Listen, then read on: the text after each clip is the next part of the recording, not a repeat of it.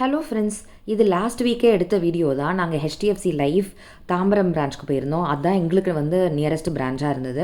நாங்கள் எந்தெந்த பேங்க்லலாம் இன்சூரன்ஸ் போட்டிருக்கோம், இல்லைனா ஏதாவது மியூச்சுவல் ஃபண்ட்ஸ் இல்லை ஷேர்ஸு எஸ்ஐபி இந்த மாதிரி ஏதாவது போட்டிருக்கோன்னா அது எல்லாத்தையும் பிரேக் பண்ணி அந்த காசை எடுக்கிறதுக்காக தான்.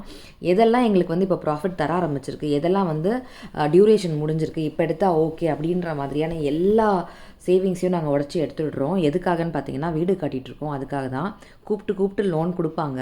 ஒரு 5 லட்ச ரூபா லோன் வாங்கினோன்னா அதை நம்ம திருப்பி அடைக்கும் போது 15 வருஷம் கழித்து திருப்பி பார்க்கும்போது கண்டிப்பாக அதை நம்ம 10 லட்சமாக தான் அடைச்சிருப்போம். அதுக்கு இந்த மாதிரி இருக்கக்கூடிய என்னென்ன சோர்ஸ்லலாம் நம்மக்கிட்ட சேவிங்ஸ் இருக்கோ அது எல்லாத்தையுமே எடுத்து நம்ம வீடு கட்டிடலாம். ஏன்னா கடன் மண்டை ப்ரெஷர் கொடுத்துரும். வாழ்க்கையில் நிம்மதியாக வாழ முடியாது.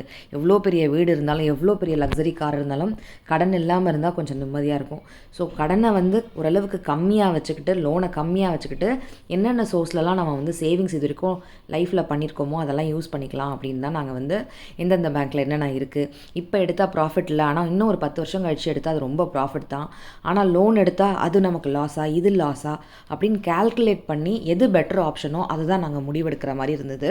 ஏன்னா நல்லா வாழ்ந்தாலும் நாங்கள் தான் வாழ போகிறோம், கஷ்டப்பட்டாலும் நாங்கள் தான் கஷ்டப்பட போகிறோம். கடன் வாங்கினாலும் சந்தோஷம் வாங்கி வீடு கட்டுறதும் நாங்கள் தான், அந்த கடனை திருப்பி அடைக்கிறதும் நாங்கள் தான், இல்லைங்களா? அதே மாதிரி தான் ஒருத்தர் லைஃபுமே அவங்க தான் அவங்க லைஃப்பில் இருக்கக்கூடிய அப்ஸ் அண்ட் டவுன்ஸை ஃபேஸ் பண்ண போகிறாங்க. ஸோ பார்த்து யோசித்து தான் ஒரு முடிவுமே எடுக்க வேண்டியிருக்கும். அந்த மாதிரி நேரத்தில் தான் நாங்களும் அவசரம்னு வீடை கட்டுறது, வீட்டை பார்க்குறது, ஃபேமிலியை பார்க்குறது, குழந்தைய பார்க்குறது, ஹெல்த்தியாக சாப்பிட்றது, சம்டைம்ஸ் டயர்டில் தூங்குறது, சரியான நேரத்துக்கு சாப்பிடாமல் இருக்கிறதுனே உடம்புக்கு எடுத்துக்கிட்டோம்.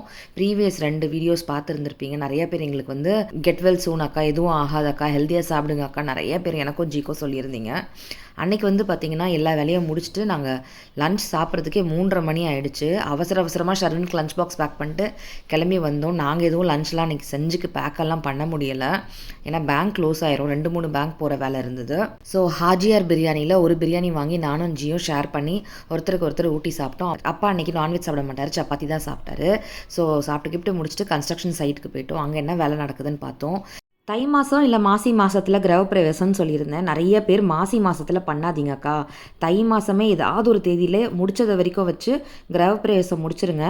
மாசியில் குடி போகலாம், ஆனால் கிரகப்பிரவேசம் பண்ணக்கூடாதுக்கா ப்ளீஸ்க்கான்னு லாங் வீடியோவில் நிறைய பேர் எனக்கு சஜஸ்ட் பண்ணியிருந்தீங்க. அப்புறம் நிறைய பேர்கிட்ட நானும் விசாரித்தேன். கன்ஃபியூஸ்டாகவே இருக்குது, என்ன பண்ண போகிறோன்னு தெரியல.